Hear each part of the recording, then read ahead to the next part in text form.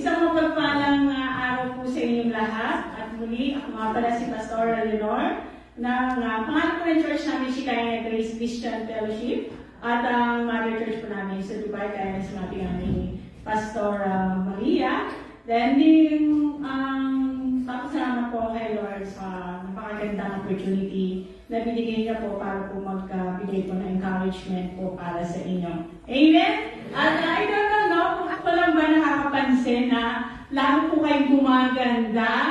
Ayan. Tapos kung may kalalakihan, lalo pong gumagwapo. Amen? So ibang-iba talaga no, kapag nasa presensya po tayo ng ating Panginoon. Sabihin mo sa katabi mo, ang ganda-ganda mo. Ayan. Kung lalaki naman ang gwapo-gwapo mo. Alam mo kasi everyday, pag-isip po natin sa umaga, lagi po tayo mag-declare dapat ng positive. Yes. Kung pamilya po kayo sa salitang charito, is a Greek word, ang ibig sabihin po nun ay blessed and highly favored. So ibig sabihin yung pinagpala ka ng lubos, at pinaburan ka pa. So ganun po yung ano niya. Double thumbs up. Double thumbs up. Ayan, di ba?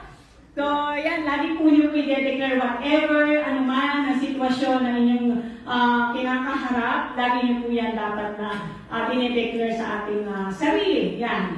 At sabi nga po sa Colossians 3:23, anuman ang ating ginagawa, gawin po natin ito ng buong puso, na para sa Panginoon po tayo naglilingkod at hindi sa mga tao. Amen. Yes? So ikaw, ako, tayong lahat, iniisipan natin kanino ba tayo mahalaga at kanino ba tayo kamahal-mahal. Maaaring may sagot tayo, asawa ko, kaibigan ko, family ko, maaaring ganun po yung sagot natin. Pero alam niyo ba, ang nagbigay po ng importansya po sa atin ay ang ating Panginoong Jesus. Amen po ba? Amen. Di ba? At yung mundo, binigyan tayo ng temporary, yung mga bansag. Sino ba yung pinakaranas sa mga bansag?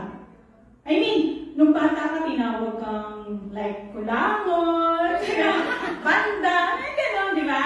Pero alam nyo, nagkaroon na ng expired yun. Nung tinanggap po natin ang Panginoong Yesus bilang tagapagligtas ng ating buhay, binigyan niya po tayo ng bagong identity.